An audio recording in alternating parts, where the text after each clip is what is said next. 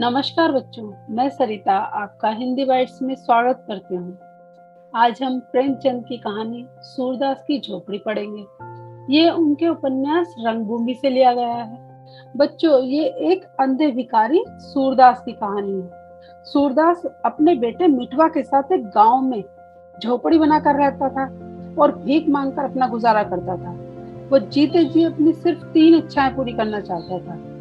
एक तो वो अपने पितरों को पिंडदान करना चाहता था, दूसरे अपने बेटे मिठवा की शादी करना चाहता था और तीसरे गांव के लिए एक कुआं बनवाना चाहता था ताकि लोग उसकी वाहवाही करें, उसकी प्रशंसा करें और मरने के बाद भी उसे याद रखें। अपनी इन तीनों इच्छाओं अभिलाषाओं को पूरा करने के लिए उसने भीख मांग मांग कर लगभग 500 रुपए जमा किए थे ताकि वो अपनी ये सारी इच्छाएं पूरी कर सके। लेकिन उसी गांव में जगदर और भैरव भी रहते थे। सूरदास उनसे अच्छा खाता पीता था, चैन से रहता था और खुश भी रहता था, जबकि भैरव और जगदर को खाने पीने तक के लाले पड़े रहते थे। यानी उनका काम ठीक से नहीं चलता था, तो उन्हें अच्छा खाने पीने को भी नहीं मिलता था। इसलिए वो दोनों सूरदास से जलते थे। एक और बात थी जिसकी वजह से भैरव सूरदास से नफरत करता था। हुआ यूं कि भैरव रोज शराब पीकर अपनी पत्नी सुभागी को मारता पीटता रहता था। एक दिन सुभागी भैरव की मार से बचने के लिए सूरदास की झोपड़ी में छिप गई और सूरदास के बीच बचाव यानी सूरदास के बचाव के कारण भैरव सुभागी को नहीं मार पाता। इसलिए पूरे गांव में भैरव का मजाक उड़ाया जाता है और सूरदास की भी खूब बदनामी होती है। लोग सूरदास और सुभागी के बारे में बातें बनाते हैं। इन बातों को सुनकर भैरव सूरदास से नफरत करने लगता है और सूरदास से इनका बदला लेने का मौका ढूंढने लगता है। एक दिन उसे बदला लेने का मौका मिल भी गया। जब सूरदास घर पर नहीं था, तब भैरव सूरदास की पैसों की पोटली भी चुरा कर ले गया और उसकी झोपड़ी में आग भी लगा दी। आग देखकर सारे गांव वाले इकट्ठे हो जाते हैं और आग बुझाने की कोशिश करते हैं, लेकिन आग इतनी फैल चुकी थी कि सब कुछ जलकर भस्म हो जाता है। वहां खड़े सभी लोग सूरदास से आग लगने का कारण पूछने लगते हैं। बजरंगी सूरदास से पूछता है, सूर्य कहीं चूल्हे में आग तो नहीं छोड़ दी थी? उसके कहने का मतलब था कि चूल्हे से आग झोपड़ी ने पकड़ ली और झोपड़ी में आग लग गई। सूरदास को ये लगता है कि शायद किसी दुश्मन ने आग लगाई है। तभी तो जब जगदर उससे पूछता है कि क्या आज चूल्हा ठंडा नहीं किया था, तो वो जवाब देता है, चूल्हा ठंडा किया होता तो दुश्मनों का कलेजा कैसे ठंडा होता। सूरदास को झोपड़ी जल जाने का इतना दुख नहीं था जितना उसकी पैसों की पोटली जल जाने का था, क्योंकि उसमें उसकी जीवन भर की कमाई थी और उसी से वो अपनी सारी इच्छाएं पूरी करने वाला था। उस पोटली में थोड़ी सी चांदी भी थी। उसे विश्वास था कि अगर पैसे जल भी गए तो चांदी तो जरूर ही बच जाएगी। वो वहां खड़ा बस ये सोच ही रहा था कि किसी तरह से झोपड़ी के अंदर जाकर अपनी पोटली निकालना है, लेकिन आग इतनी तेज फैल चुकी थी कि वो अंदर जा ही नहीं सका। उसे अपनी सभी मनोकामनाएं, सारी इच्छाएं उसी पोटली के साथ झोपड़ी में जलती हुई नजर आ रही थी। वो ये सोच सोचकर दुखी था कि अब कैसे पिंडदान होगा, कैसे मिठवा की शादी होगी। जब आग बुझ गई और राख भी ठंडी हो गई, तब वो झोपड़ी के अंदर जाकर अपनी पोटली को ढूंढता है, लेकिन उसे वहां कुछ नहीं मिलता। अंधा होने पर भी उसे अपनी बेबसी का इतना दुख कभी हुआ ही नहीं था जितना आज हो रहा था। वो निराश होकर वहां राख पर बैठकर रोने लगा था। उसे लग रहा था कि ये फूस की राख नहीं बल्कि उसकी इच्छाओं, अभिलाषाओं, उसकी खुशियों की राख थी। यानी उसकी सारी खुशियां उस झोपड़ी के साथ जल गई थी। उसका सब कुछ जल चुका था। लेखक कहता है कि आशा से ज्यादा दीर्घजीवी कोई चीज नहीं है, यानी आशा से ज्यादा लंबी आयु किसी की नहीं होती। यानी सब कुछ जल जाए, नष्ट हो जाए, तब भी व्यक्ति में आशा जिंदा रहती है। और वही सूरदास के साथ भी होता है। सूरदास फिर से झोपड़ी को बनाने के लिए राख इकट्ठा करने लगता है ताकि वहां दोबारा झोपड़ी बना सके। तभी वहां जगदर आ जाता है और सूरदास से पूछता है कि तुम्हें ऐसा तो नहीं लगता कि आग मैंने लगाई है? सूरदास को वैसे तो जगदर पर शक था, लेकिन उसने उससे कह दिया कि मुझे तुम पर कोई शक नहीं है और तुम्हारी तरफ से मेरा दिल बिल्कुल साफ है। तभी जगदर को भैरव की बात याद आती है कि वो सूरदास से बदला लेना चाहता था और उसे लगता है कि शायद सूरदास से बदला लेने के लिए उसी ने उसकी झोपड़ी में आग लगाई है। ये जानने के लिए कि भैरव ने ही सूरदास की झोपड़ी में आग लगाई है, वो भैरव के पास जाता है। वहां देखता है कि भैरव के पास एक पोटली है। भैरव जगदर को बताता है कि मैंने झोपड़ी में आग लगाने से पहले ये पोटली चुरा ली थी। भैरव के पास सूरदास की पैसों की भरी पोटली देखकर जगदर को मन ही मन लालच आ जाता है। इसीलिए वो सोचता है कि भैरव को रातों रात बिना मेहनत किए इतने पैसे मिल गए तो उसे भी मिलने चाहिए। और इसी बात की धमकी वो भैरव को भी देता है कि अगर तुमने मुझे आधे पैसे ना दिए तो मैं सूरदास को ये बता दूंगा कि तुमने ही उसकी पोटली चुराई है। लेकिन भैरव पैसे देने से मना कर देता है। भैरव को अचानक बिना कुछ किए इतने पैसे मिलने की वजह से जगदर उससे जल रहा था, उससे ईर्ष्या कर रहा था। इसलिए उसने सूरदास को जाकर बता दिया कि भैरव ने ही तुम्हारी पोटली चुराई है और तुम्हारी झोपड़ी में आग लगाई है। लेकिन सूरदास जगदर से ये बात छिपा लेता है कि उसके पास पैसे भी थे और वो चोरी हो गए हैं। वो जगदर को कहता है कि पोटली उसकी नहीं है, क्योंकि एक अंधे भिखारी के पास पैसे होना लज्जा की बात है, उसके लिए गरीबी दरिद्रता होना लज्जा की बात नहीं है। इसीलिए वो अपनी इस आर्थिक हानि, इस नुकसान को जगदर को बताता ही नहीं, क्योंकि भिखारियों के लिए पैसा जोड़ना पाप के समान होता है। वो पिंडदान करना चाहता था, मितवा का ब्याह भी करना चाहता था, गांव में कुआं बनवाना भी चाहता था, लेकिन इस ढंग से कि लोगों को लगे कि गरीब की सहायता खुद ईश्वर करते हैं। इस गरीब के पास कहां से इतने सारे पैसे होंगे, इसकी मदद खुद ईश्वर कर रहे हैं। इसीलिए तो वो कह देता है कि मेरे पास थैली वैली कहाँ, अगर थैली होती तो क्या भीख मांगता। लेकिन असल में वो अपनी सारी इच्छाएं इसी थैली से पूरी करने वाला था, इसीलिए उसे इसके खोने का बहुत ज्यादा दुख था। सुभागी छुपकर जगदर और सूरदास की बातें सुन रही थी। उसे सूरदास से सहानुभूति होती है, क्योंकि उसी के कारण भैरव ने सूरदास की झोपड़ी में आग लगाई थी। वो जानती थी कि उसी के कारण उसको ये सारे कष्ट सहने पड़ रहे हैं, और इसीलिए वो संकल्प लेती है कि जब तक भैरव से सूरदास की पोटली वापस लाकर नहीं देगी वो चैन से नहीं बैठेगी। दूसरी तरफ सूरदास सोचता है कि वो पैसे मैंने ही तो कमाए थे, मैं फिर से कमा लूंगा।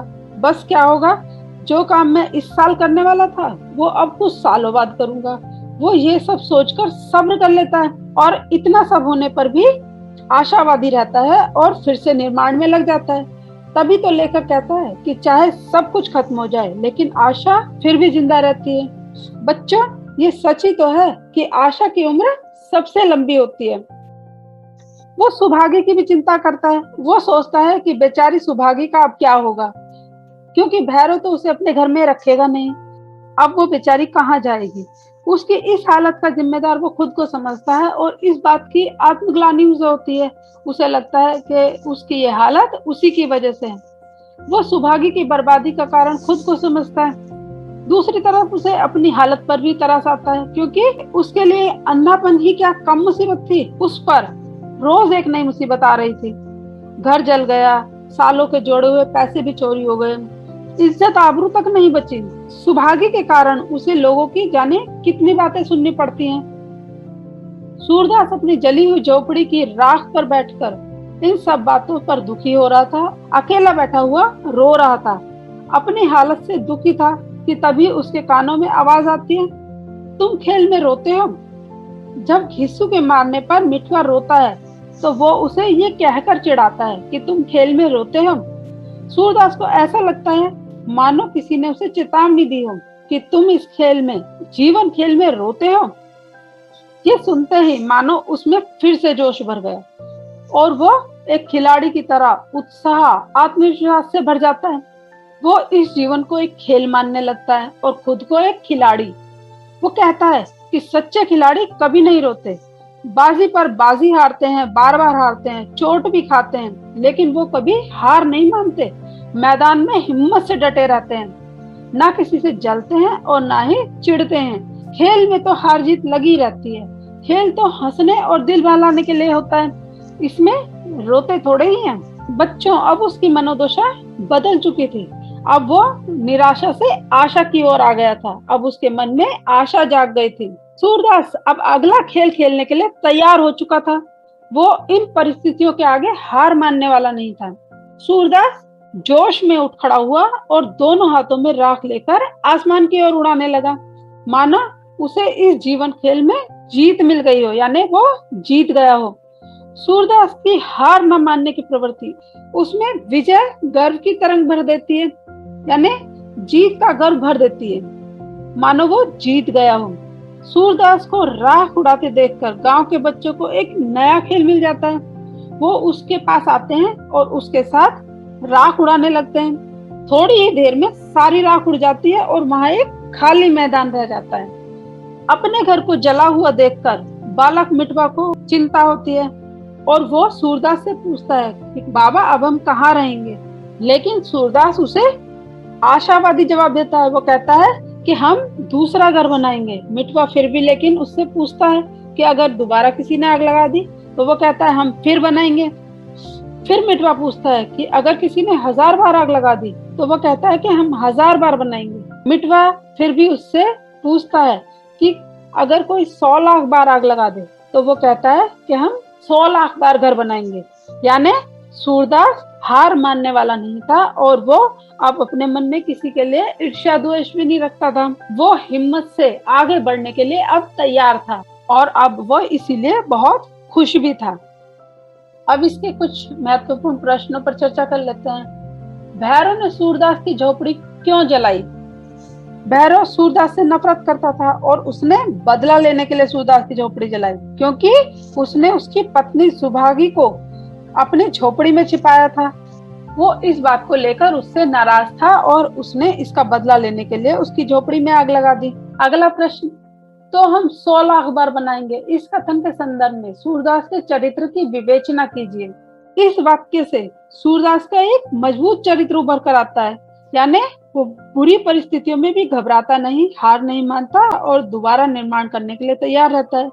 उसे पता है कि भैरव ने उसके घर में आग लगाई है, लेकिन वो फिर भी बदला लेना नहीं चाहता, लेकिन वो फिर भी उसे नुकसान नहीं पहुंचाना चाहता। वो अपनी परिस्थितियों के आगे हार भी नहीं मानता और सकारात्मक निर्णय लेके अपने जीवन में आगे बढ़ता है। सूरदास एक परोपकारी और कोमल हृदय का भी व्यक्ति है, तभी तो वो खुद को मुसीबत में डाल के सुभागी की मदद करता है। वो एक आशावादी व्यक्ति है, तभी तो वो कहता है कि हम अपना घर 100 लाख बार बनाएंगे। अगला प्रश्न, चूल्हा ठंडा किया होता तो दुश्मनों का कलेजा कैसे ठंडा होता? कहानी के आधार पर सूरदास की मनस्थिति का वर्णन कीजिए। घर जलने से सूरदास को बहुत दुख हुआ। उसे अपनी झोपड़ी जल जाने का इतना गम नहीं था जितने उसके पैसों की पटली जल जाने का था। उसको ये आशा थी कि शायद उसके जमा किए हुए पैसे उसे मिल जाएंगे, लेकिन जब आग बुझी और उसने अंदर जाकर देखा तो उसे उसकी पोटली नहीं मिली, जिससे वो बहुत निराश हो गया। लोग उससे पूछते हैं कि क्या चूल्हा ठंडा नहीं किया था? तो वो कहता है कि अगर चूल्हा ठंडा किया होता तो दुश्मनों का कलेजा कैसे ठंडा होता। यानी उसे लगता है किसी दुश्मन ने बदला लेने के लिए उसके घर में आग लगा दी है। अगला प्रश्न, यह फूस की राख ना थी, उसकी अभिलाषाओं की राख थी। संदर्भ सहित विवेचना कीजिए। सूरदास एक अंधा भिखारी था। उसकी 3 ही इच्छाएं थी।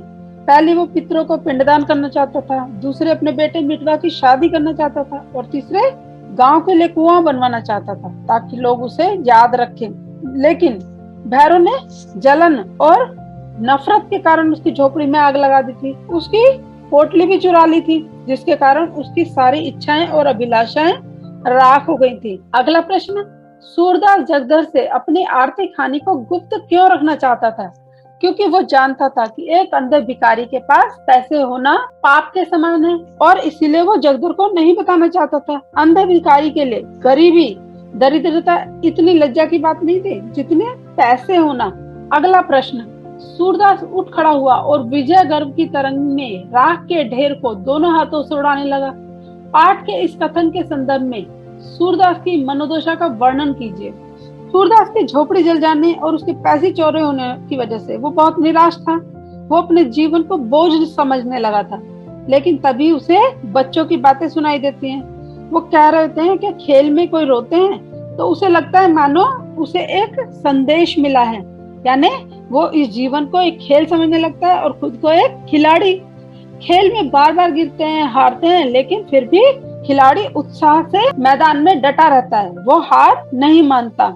सूरदास ने इस बात को सुनकर फिर से आशा जाग जाती है और वो फिर से पैसे जमा करने की और अपनी इच्छाओं को पूरी करने की बात कहता है और वो फिर से उठ खड़ा होता है। तभी तो वो जोश से खड़ा होकर राख के ढेर को आसमान की तरफ उड़ाने लगता है ताकि वो पुनर्निर्माण कर सके। बच्चों, आशा है आपको ये कहानी समझ आई होगी और अब आप इस पाठ के सभी प्रश्नों को आसानी से हल कर पाएंगे। बच्चों, अगर आपके लिए ये वीडियो उपयोगी है तो आप मेरे चैनल को सब्सक्राइब करें और वीडियो को लाइक करें।